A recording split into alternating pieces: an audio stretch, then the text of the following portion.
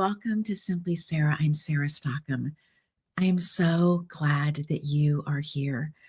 We set goals for last year, and I happen to actually have been about 15 months ago in the Yucatan. And while I was there, I was with a beautiful group of people that we had been there before. There's a very specific place that we go. There are shamans that we get to meet up with and have conversations with. And one of them, Shaman Ihilio, is somebody who actually went and worked with the Queen of England, Queen Elizabeth II. She needed a shaman for some reason, and he was the one who went because he fit all the criteria that she needed. Somebody who had been multi-generational, who had a certain number of sons. And so when we are there, we get the opportunity to go to Ihilio's place.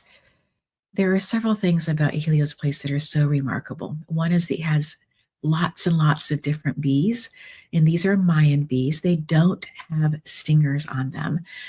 And so people like even famous people will go into that area to just raise the awareness about let's take care of these bees. And so just so glad for that. But while I was there, I just had this incredible sense as I was getting ready to walk into the house that has all these different beehives, and all the bees know exactly which hive is there, even though they are sitting next to each other. And just had this number just wash over me. And I wasn't really thinking specifically at that moment about the show, about what I was working on, about being there. I was thinking much more that at that point we were getting close to our 30th anniversary, and I had the surprise for my husband that Ihilio was going to do a special blessing for us. And so I was super excited about this upcoming piece. And it just so happened that one of my husband's childhood friends just happened to be in the area and was able to join us on this particular day. So there's some really cool pieces to this whole thing. So I'm not thinking in that moment about the show, Simply Sarah. But yeah, I just feel these numbers just washing over me. And I know that these numbers are ones I'm supposed to move into. And my first response is a little bit like, really, we're going to grow that much this year? And then the second response is that, could we even do that? And then comes the space of, after that bit of a wash of doubt, of if this is what's calling in, if this is what Spirit is saying to me, is this is a place of me receiving, then my answer is yes. I'm so excited because we have completely surpassed that number. We did 150% of that number. And so I'm just more than that number. So I'm super excited about the people who are on this team, who are helping us to get the reels out, who are just doing all the different things that help the show become one that is truly being listened to all the way around the world. Yes, we have people who are listening in America. That's our largest audience. And then we have people who are listening in Canada, people who are in the UK, United Kingdom, into Europe. There are people who are listening and taking this information to heart who are in Australia. In this last year, we also had people who were in South Africa who were listening. And I fully see that this year is the year that we will also have people listening in India, and having that be a global conversation, a place that people can listen truly around the world for good things. This show is all about highlighting different people, their life experiences, talking about going through things that are difficult, and what was the silver lining, what was pulling them forward, what caused them to have the courage, the tenacity to take the next step. And so in that space, then they come and they share their story, part of it. They talk about tools that they have used that have been helpful for them. And we do that because sometimes we have a huge toolkit, but we're only using a few of the tools over here. And it just reminds us that our toolkit's so much bigger. Other times, we've never been introduced to an idea. And so this space then also gives a place for people to mull over, to ponder, to consider what it would be to perhaps take that tool and try it in their own way in their own life. It is such a place that I have grown. I have learned so much. One particular person talked about don't ignore the nudge. And that seems to be the one TV show that people have really gravitated towards. I don't know that it has the most views, but it's one that people talk to me the most about. Will say, on that one, it just really caught my heart. And I've been listening differently internally about not ignoring the nudge. And so as I'm sitting in this chair in this studio today, I am doing this in part because the last 6 weeks, this nudge has been building. And I just realized that several different things happened today, and I am not ignoring the nudge. I am absolutely embracing that this is our time to have this conversation. For me just to kind of share with you in season 6 how things are going, just to do a little bit of a looking back, kind of taking some thoughts about where we are right now and my own personal growth inside of that, and then some thoughts about perhaps some of the places that we are going. So let's start with where we've been. I was still in the classroom teaching. I was an itinerant teacher. I was probably in year 35 when a dear friend of mine, somebody I have such great respect for, Julianne McCurris, also known as Julianne Meyer, reached out to me and let me know that, and I had known that she'd had her own television show for a number of seasons, and she reached out to say that she had been asked by the network, the big network president of E360 television, if she would please have her own network. And the timing was perfect for her. And so she was reaching out to several of us. And I was the first person out of that group to say, I'm interested and let's move forward. Don't know what this is going to look like, but I'm signing on. Julianne, I believe in what you are doing. I believe in the work, the way that you connect in with people, where your heart is, your desire for people to be able to share great information, but also for them to own the information. And so that was a huge piece inside of all of this.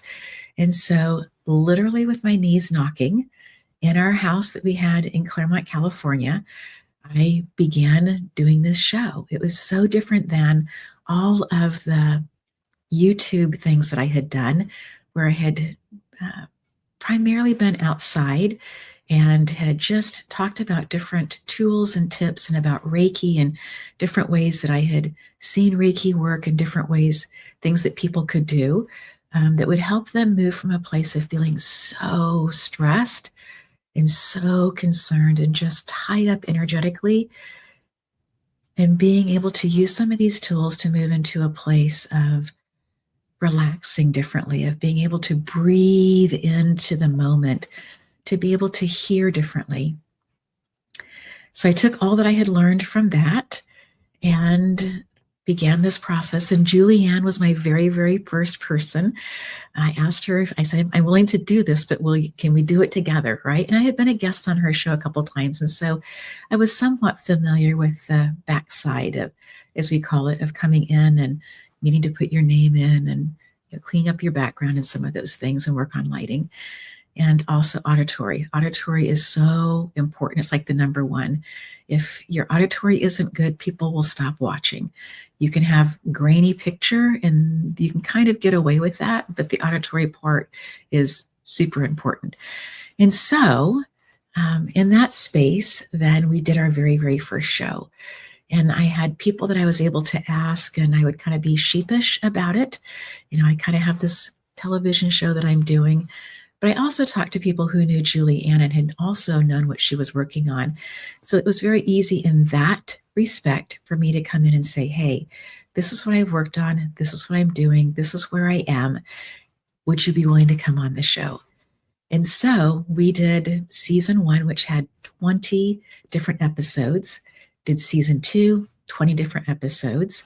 And in that process, then we also realized that it was definitely time. There was just such confirmation for us that it was time for my husband and myself, for us to both retreat from our jobs. The word retire still doesn't work for me. I wasn't tired of what I was doing.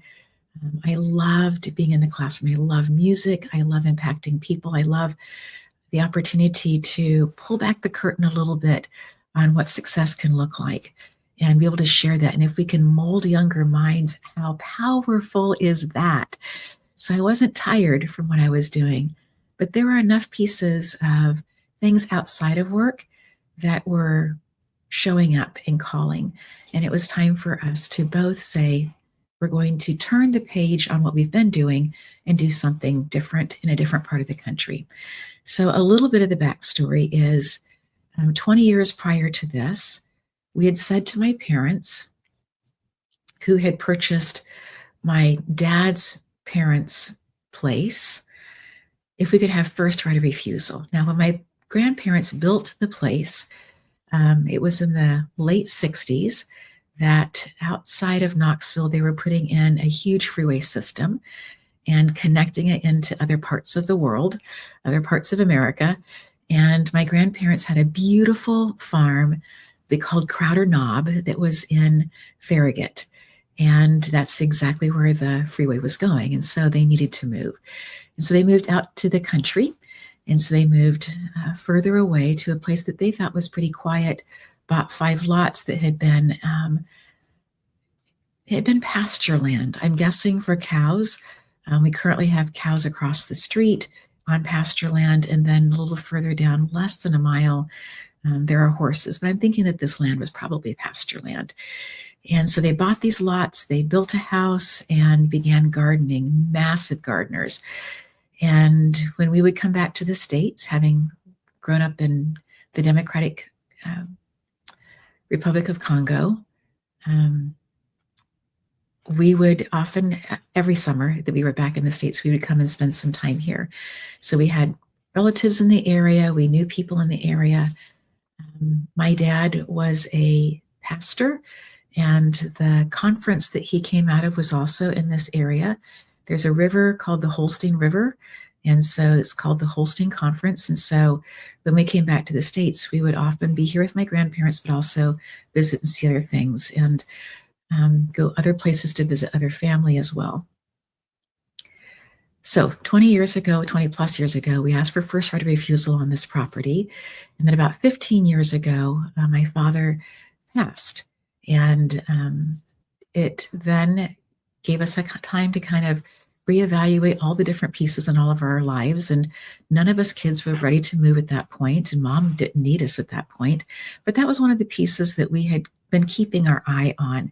And she would come out and spend January, part of February with us, enjoying the sunshine when we had it in Southern California. There'd sometimes be times that she would come out for 6 weeks and we would have more rain there than she would have had she stayed here. But there just became this opportunity then for us to move. I will tell you, one of the golden pieces for me in all of the grief and difficulty of relocating that I felt emotionally was this, Simply Sarah, the television show and podcast. This was the place that I knew that I was still connecting in with people. I knew that I was still making a difference. I still knew that you were listening. I still knew that even though there were so many parts of my life that didn't feel settled, that I could come into this place, that I could be here, and I could be so present. It was in that process that I met Elle Ingalls. And I met Elle Ingalls because I had met Leela Veronica at a conference, and she had been speaking. And when I was challenged to ask the person to be on my show that I felt a bit uncomfortable asking, I knew who that person was. And so I reached out to Leela Veronica, and she said yes. And then I was like all this bundle of nerves because she said yes. And so at the end of us recording, she said, Sarah, you have a different way of asking questions, and you ask questions that other people that have never been asked before. And I have heard that from multiple different people that I have interviewed. And then she says, there's somebody that I really want you to meet. She's my very best friend. And she introduced me then to Al Ingalls. And she says, I'm going to do this through a social media platform. And I thought, I'm on that social media platform. I'm not sure that I know how to use the other parts of it. I guess we'll figure it out. So I am so grateful because I don't have the notifications on. And this is one of the things that I do for myself, for my own personal energy, is that I set time aside to go through and check things rather than having them pop up and say, we're ready for you to check. I find that to be very disruptive to my own personal energy flow. So, and I don't check everything every day at this point in my life. And so I was checking in, and sure enough, there's this, hey, I'm introducing you, would love for you to meet. And so in the place of talking with Elle Ingalls, she said, I'm going to share this pressure-free method that I teach. And I said, oh, I'm so interested. And she says, I'm going to actually teach it on your show. And then I was like, oh, this is super exciting. Yes, absolutely. Come on, bring all of it, teach all of it. We are open. And that for me was a real turn in several different ways. One, to have somebody teaching tools, yes, speaking about their life, but really teaching tools that are so beneficial on the show. So super exciting. We've used that as a special as well because of how impactful and positive it is. Then from there, I was like, oh, from the very first conversation with Elle Ingalls, I thought, I'm going to take these classes with her. And sure enough, I did. And as I began taking the classes, even in the beginning, before taking them, I said, I want to take them just for me. I want to learn this for myself, but I know that I will be taking the next part of certification so I can be teaching this as well. But I just want to start at home. I want to make sure that I'm taking care of things here, that I'm learning this for me. I'm applying it for me. It's that idea of, if you've ever flown, they talk about put on your own oxygen mask first and then help the person. It was a little bit of that, but inside of this relocation energy, I had gotten to the point, and we laughed about it. And even this week, and we've been here for a year and a half, I just felt like we would move something, live with it for a little bit there, we'd move it again, and then something wasn't really in their home until they'd moved 3 times. And so, side story, I've been looking for, I just realized this last week after we'd opened up all of the rest of the crates that we had moved that were labeled, and I just didn't feel like I needed to open them up. There were a couple of things that I thought, I just haven't seen those things. Maybe I've mislabeled or put things inside of crates that we could do a better job of labeling on. And so we did that. We went through everything. I found things. I was so excited. And because sure enough, they were filling up spaces inside of these crates. So it was a lovely, lovely thing. So then I began thinking, I have this beautiful little carved out of malachite piece that I've had for decades. I bought it when we were in the DRC. And where is it? I'm sure because it's so fragile that I hand carried it across the country, went through things and just like, that's not there. And so went through something different, packed away, and sure enough, there it was. It had never been unpacked since we had moved. And so it's just so good to find that piece. But inside of this energy of looking for things, and I know that I had it here, and I wonder where it is now, and am I really going to be able to find it in the time that I'd like to? Will I start feeling anxious that I can't find it? Is it okay that I didn't move it if I haven't? Because we packed so quickly that there were points, and as soon as the house sold, they wanted us out. They would have been happy if we moved the next day. And we were like, we have a truck that's coming on this specific day. They're an international mover. They are moving things internationally. We are so grateful they fit us into their schedule. But this is the day that they have said it's as soon as that they can come. And so it was within that side of the space, but yet we were still all of us working full time, doing all the different things.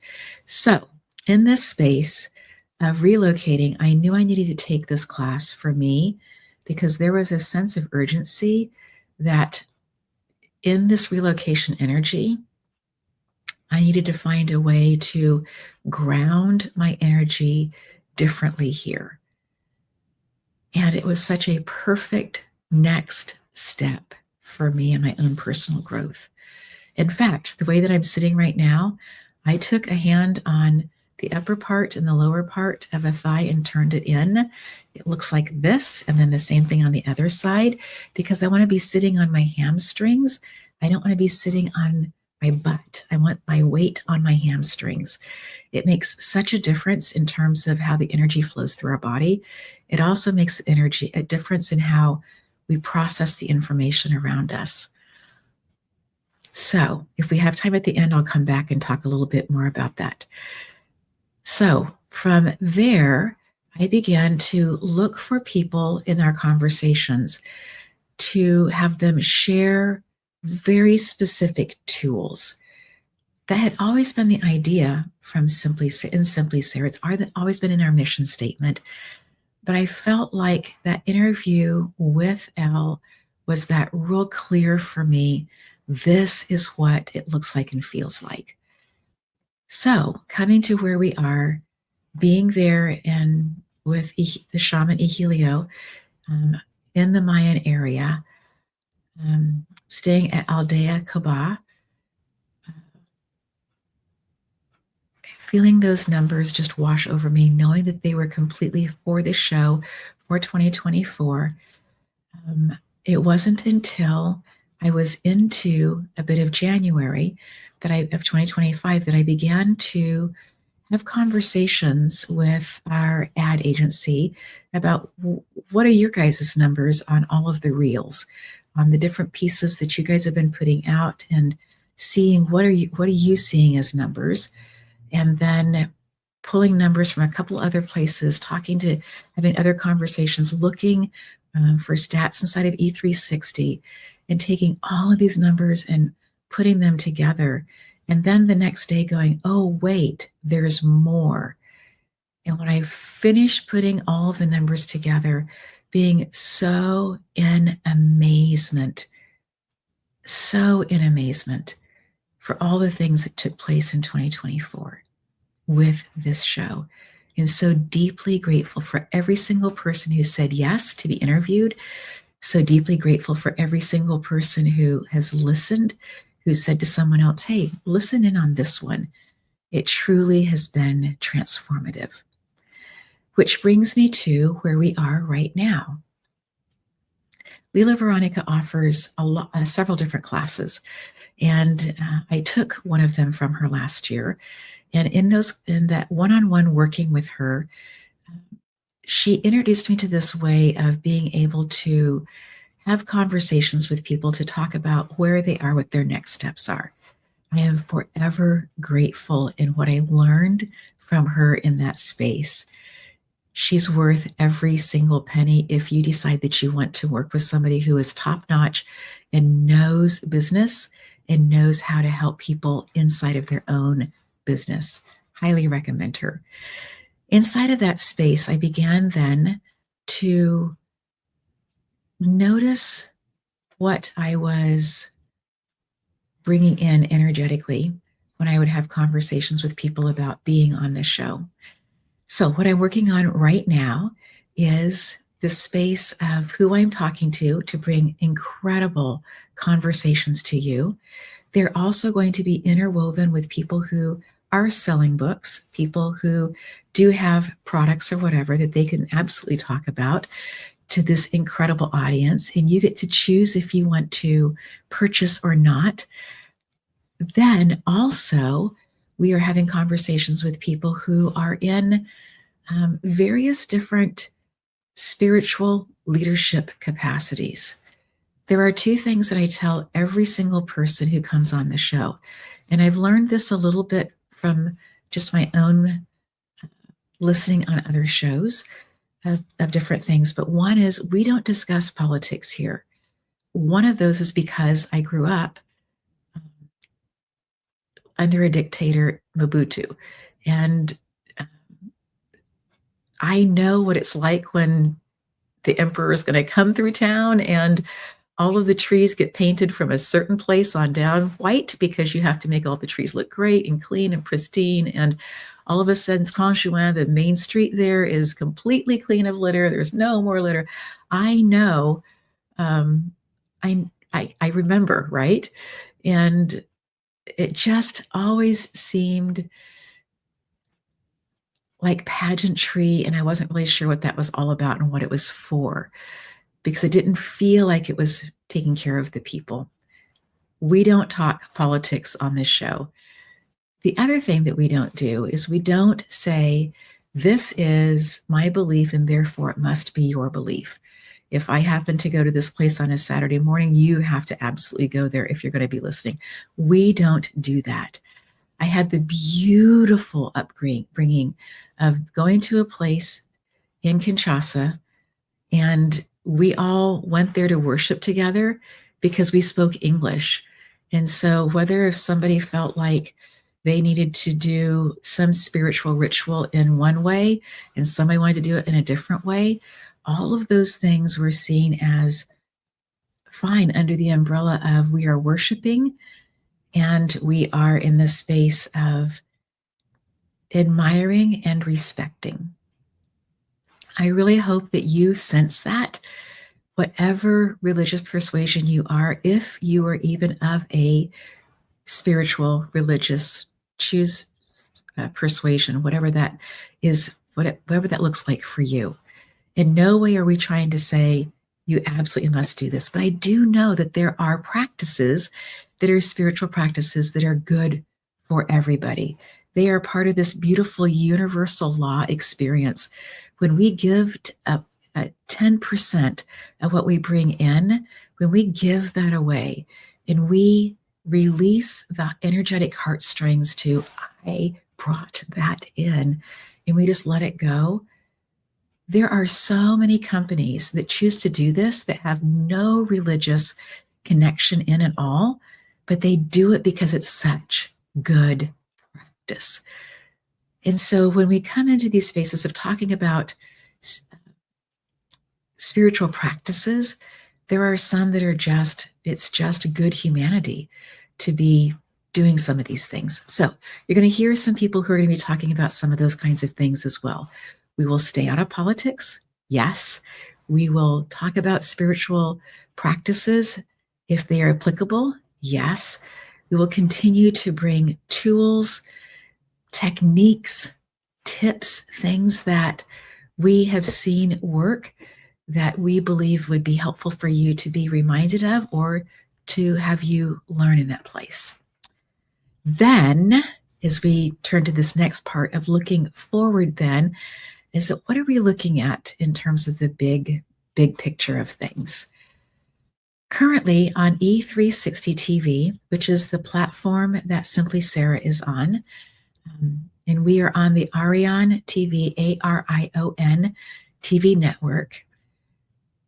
We have currently 9 million viewers across all of E360 TV.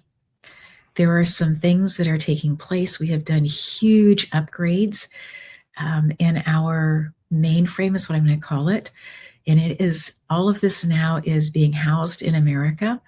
And what I'm super excited about is that we are all going to soon be on 1080p. Now, what I'm recording on today is not. So I have some technology work growth ahead of me in the next few weeks. But all of us are moving that direction because E360 is moving towards syndication. They already are working on what that's going to look like. They are already in the process of conversations. I truly believe that in the next, I would say 6 months, so let's make it be 18, that this is going to be, in our show will be will be in that place also of being given the option to be syndicated.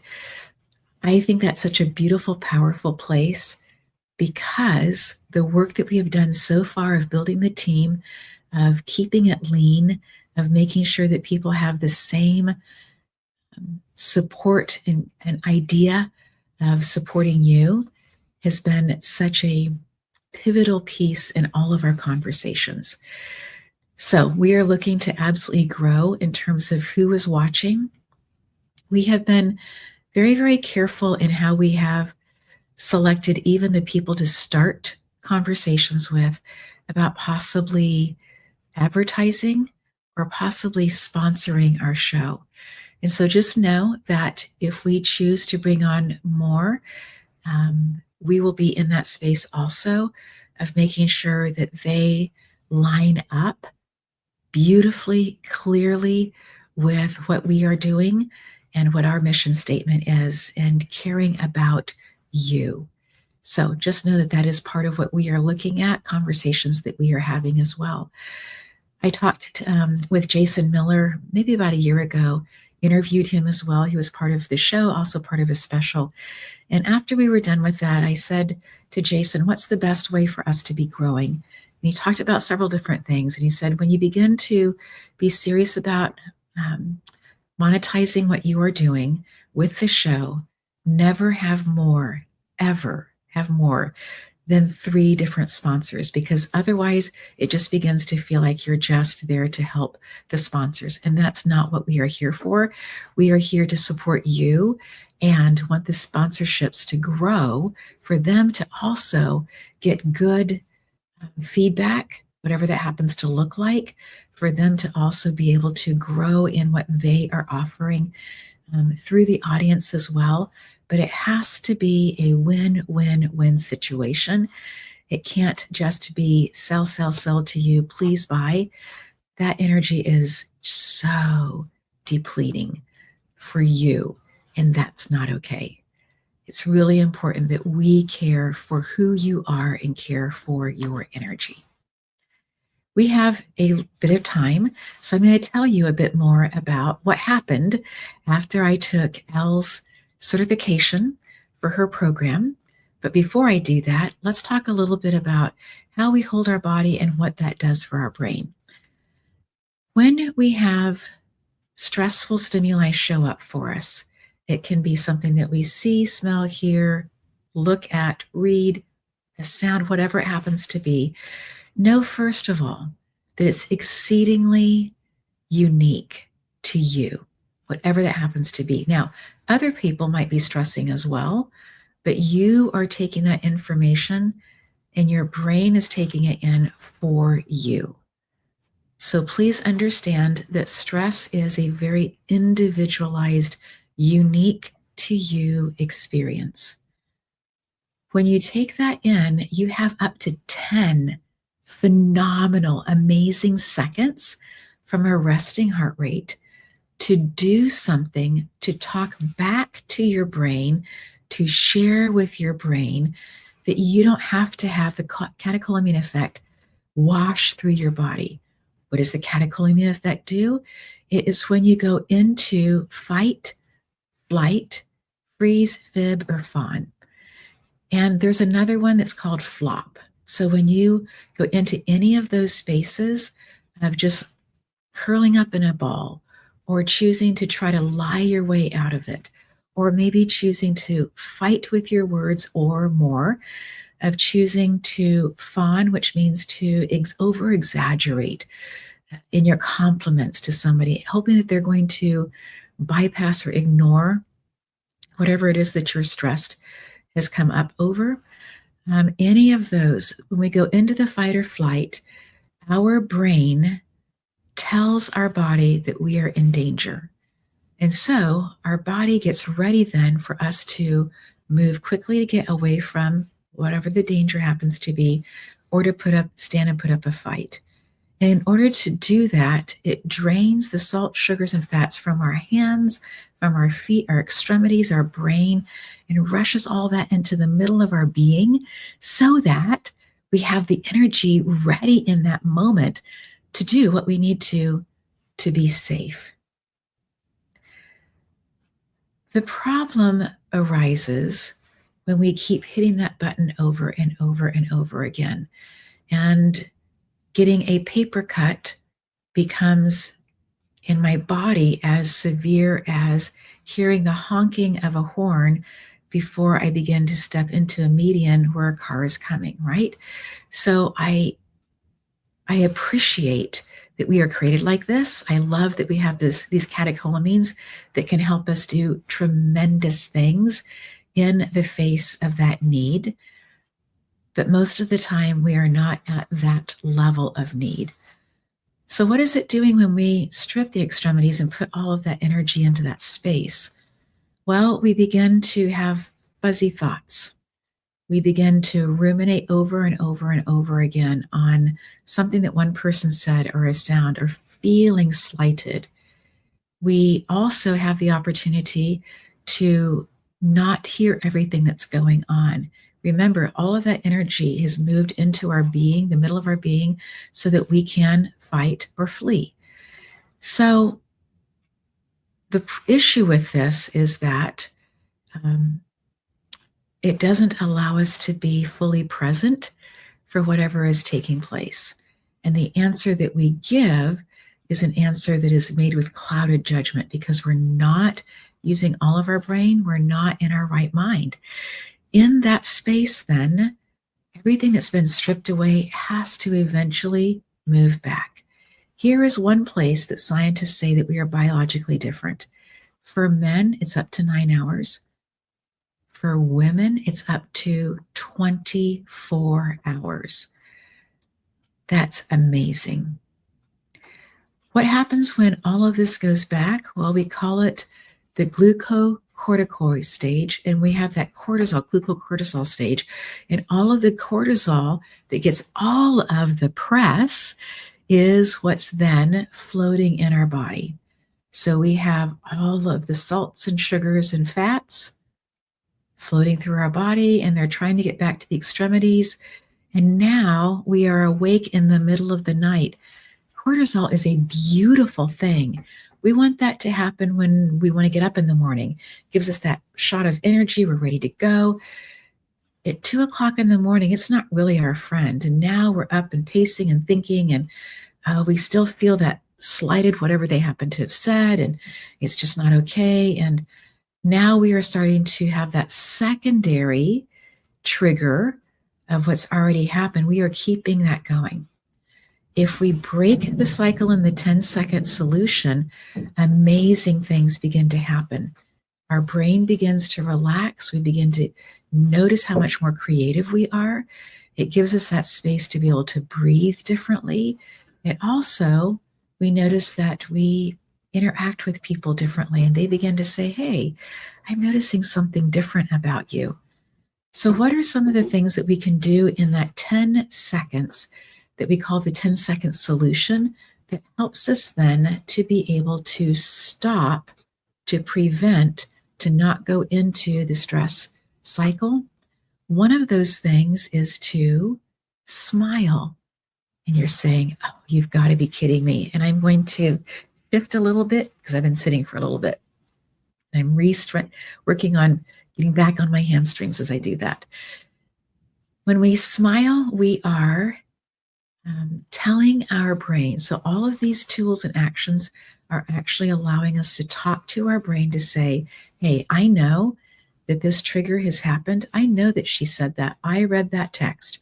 I can sense, even though she's saying she didn't mean it, I can see why I believe that she did mean it. And rather than going into the fight or flight, rather than going into accusing or blaming or shaming, going into the I see it. I see that. You are okay. You're in an okay place. That's her belief. That's where she is. I don't have to believe that. I don't need to feel slighted by it in order for it to be, for me to know that I'm valuable, to know that I'm worthy. I don't need to feel slighted in order for that. So one thing is to smile, because you're allowing then when we smile, take the tips up, and this can be a sarcastic smile. And when I first learned this, I had a lot of sarcastic smiling going on. In that place, we are allowing the dopamine to flow in our brain. And dopamine is this beautiful chemical that allows us to continue to problem solve, to be creative. It also allows us to stay present, and I want to be present in stressful situations. Another thing that we can do is that we can make sure that we are releasing any stress in our lower abdomens. Now, having spent decades in Southern California, I can tell you that every single billboard that I looked at told me how tall I was supposed to be, the color of my skin that was preferable, how my eyebrows were supposed to look, what weight I was supposed to be, and what my gut was supposed to look like. So if you find any resistance to this next one, I gotcha. I totally understand. Practice it at other places and times. But when you begin to feel into this, you will begin to notice how your brain reacts differently. We clench our lower abs. And when we do that, we take our tail of our bones and we tuck it underneath. You look at any animal, I'm not saying that we're animals, but look at any animal. We had beautiful dogs, and when they were happy, they would have their tail up and wagging, and they were just so happy to see us. But boy, when the Santa Ana wind started or there was an earthquake, they tucked their tails underneath, and that was just a response for them to say, something's not okay. We as humans tuck our tail and we tighten up our lower abs, and when we do that action, we shorten up that 10-second solution. We take seconds off of that, and we are so much faster to move into the catecholamines. So by taking and shifting our weight and relaxing the lower abs, we are communicating to our brain, don't like that smell, don't like that the fire alarm's going off, don't like that there is drippings in the bottom of the oven that are causing that to happen. I should pull out that tinfoil and take it outside. I should answer the phone about the fire department. Yes, all of those things, staying present. I don't have to like it, but I'm talking back to my brain saying, I'm aware. And it's this beautiful difference of energy that happens when we do that. I had been practicing this for more than 2 months. I think I was practicing for more than 10 weeks when I woke up in the middle of the night and realized in the middle of the night I was clenching the muscles in my lower abdomens. I was so amazed. And then I chose to relax them, and I went back to sleep and slept differently. So one of the things that I do now is I'm going to sleep is that I will fill up my entire belly. But before I do that, I let all of the air out. I learned this from Brian Tracy in his book, Maximum Achievement. Tighten everything up first and then relax. So I tighten my lower abs as tight as I can make them. And then I relax, and then I breathe into that area. And then I begin to pull the area up. So I'm expanding my ribs. Pull that all the way up, maybe shudder a little bit, and then breathe all of that out. And then I go back to regular breathing. And then I do that if I'm still awake a couple more times. I'm resetting my nervous system. You may have noticed that if you've held a young child after they have really been crying hard, that they'll and then just kind of go limp in your arms. They are resetting their nervous system. And in the book, Tiger, Chasing the Tiger, is that what it's called? Peter Levine wrote the book, Awakening the Tiger. He talks about how an antelope that's been chased by when they are prey and they get away from that they will go into the thicket and that they will shudder. And when they are shuddering, when the antelope is shuddering, they are resetting their nervous system. So again, this is something that we see other species do. It's something that can be so helpful for us. We see children do this. And I think sometimes that we forget as we grow older, some of the things that we did as children are so, so good for us, like playing and being creative and just have that sense of wonderment. So Releasing, and another thing that we can do in that 10-second solution is to be relaxing our lower abs. Something that I have been doing that is a combination of having a conversation with Christy Jones about heart math. She's trained in that.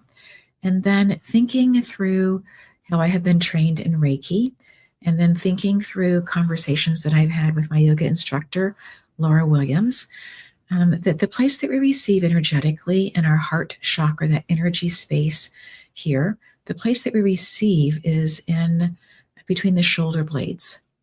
And the place that we give is from the front of our heart. So if we take that concept and that idea, I'm still thinking about the 10-second window, and we take about breathing in. So we're breathing in from between our shoulder blades, just opening up as if we were looking up in a cathedral. Notre Dame in Paris just recently opened, right? Reopened. And that space of being able to look up when the cameras went up, it just that taking all of that space. If we can see that our rib cage is like that, being able to do that, then just opening up a little bit more. When we do that, breathing in from back, and then if we breathe out, not from our heart, but right below where the rib cage comes together is a place right below the bones, is a place that we call the solar plexus. And that's a sunshiny place. When we are feeling good, our shoulders are up and back, that place is open. We are sunshiny to the world while telling the world that we feel good about life. But boy, if we are carrying the storms of life, if we are feeling pressed in and moving towards that place of depression, we're finding that we are cast down with our eyes, we begin to move our shoulders forward as well. And when we do that, we automatically close off that place. So in this 10-second window, if we are thinking about just practicing our breathing, if we were to breathe from it, breathing wide, but thinking that it's coming through our shoulder blades, and then that it's coming out, anything that's negative, anything that feels tight, anything that feels sticky energetically, letting that come out of our solar plexus as we breathe out. I think that that's taking several different modalities and putting them together in a way that is giving our brain something new to work on, but it's also giving us a chance to talk to our brain in a different way. And that's what we want.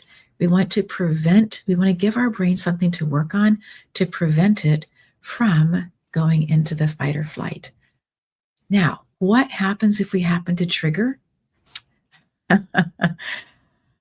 Recently, I triggered hard, and I thought I was done. As soon as it happened, I thought, I've said my piece, it's done. And then I realized after I left the table that my father, who is no longer with us, died about almost 15 years ago, that he was the person who used to say the thing that I said, but he said it with such empathy and with such humility, and just able to say, this is not the time or the place for this conversation. And I didn't do it like that. I came off really quite forcefully, not at 100% forceful, but I was not following my dad's peacemaking curriculum. And so, gratefully, I was able to get outside soon after that. And gratefully, we were rebuilding a flower bed that, interestingly, we had used wood that my father had been in the shop that my dad had used to use as his workbench. And so we had taken that, intentionally put it into this one specific place. It wasn't working out there because the wood was too big for the blocks that we were trying to create to make the bed. And so we were taking that out and putting other ones in. We will use those some other place. I'm so pleased to still have those long, thick pieces of wood. But as we were doing this, I was working with my love on this project. He said to me, "You're still triggered." And I loved that he was able to use common language for us. We've been working on that vocabulary as I've been taking these classes in the past with Elle and learning these different things and having conversations with him about it. And I was able to say, I am, but I'm working really hard to not re-trigger, because that's what we want to make sure that we aren't doing. I will tell you, when we finished that project and when we had that conversation that happened about the same period of time, I was able to breathe deeply and say, I'm letting it go. And I didn't need to wait for that 24-hour period to say, I am done with this. I am at peace. I am ready for the new energies to come back, for everything to go back where it is, so that tonight I can sleep really, really well and not be awake during the night. Let's have a side conversation about being awake at night. I took a class at least 3 decades ago and in that class, the person talked about being awakened at night, and she felt like every single one of those was a spiritual appointment. And so she kept a booklet and a pen underneath her couch where she would always go and sit. She had a little tiny light that she would turn on, and that she would sit there and wait for what she felt like she needed to write about. So I don't think that every single nighttime awakening is one that's a bad awakening, from the point that we have all this, the glucocorticoids rushing back in. I do think that there are these beautiful times of refreshing that happen where our soul is nourished, and it can only happen perhaps at 2 o'clock, 4:15 in the morning, when the house is still quiet and the ether is also very, very quiet. The last piece that I want to share with you is, having done all the different things that I have, having been a classroom teacher for 35 years, having taught hundreds of students how to stand on stage so that when we performed in front of a sold-out audience, that they would feel comfortable and really good about all the work that they had put in, that they could have that beautiful sense of accomplishment happen. Working with Elle, I realized that there was a space, even with all the work that I had done with Reiki, all the Reiki classes that I continue to teach, that for some people, they are looking for something that is more scientifically based. For some people, the idea of Reiki, which is a cousin to meditation, feels a bit perhaps woo-woo. And so we come into this space of offering a class called From Stressed to Best. And in it, we talk about the 10-second solution. I've shared a few tools with you here. There are so many other tools. And so I just invite you, if you are interested in knowing more about this, to please go to the @SarahStockham Instagram page. In the bio, there is one that talks about the 10-second solution. Feel free to click on that. You will be invited to join our mailing list. Ooh, that sounds so stodgy to say it that way. But every single Thursday, I send out something called Thursday Thoughts. And in there, you will get special access to me, to be able to email me personally, to be able to have conversations about things. There are other ways that you can also get a hold of me. But if you are interested specifically with that, I do encourage you to go to the @SarahStockham. If you are wanting to have inspiration that's happening on your social media, feel free to also join there to follow. And then also know that we will be sharing just positive content. There is so much good that is going on. There are people who have had difficult things happen in their life, and they are on the other side of that and are willing to share how they got through, and the tools and the tips and techniques that they used that have worked for them. And if it's worked for one person, it'll work for another person. And that other person just might be you. Friend, I truly thought when I hit record that this would be maybe a 15-minute conversation. And here is a full episode for Simply Sarah. Thank you so much for being here.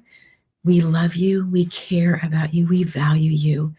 Know that you are an important person. You are worthy of the life that is full, a life that has connections in with healthy people, a life that is one where you are able to take your beautiful gifts and able to use them.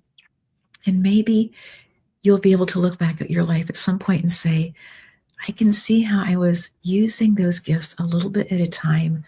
And then this thing happened in my life and I was able to move more freely into it. Know that we care about you. And if you are listening and you are somebody who thinks that your story might be a great one for Simply Sarah, Instagram at Sarah Stockham, reach out. Would love to have that conversation with you. And I am getting to, this is one of my favorites.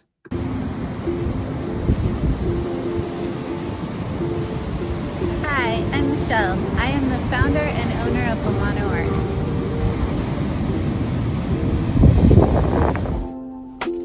I began this business over 20 years ago. I specialize in paintings of all kinds. I make murals, portraits, and live paintings. My specialty is color and also telling a story. Some of the work that Lamano Art does are calligraphy pieces, wedding invitations, sign work, and sculptures like fairy doors.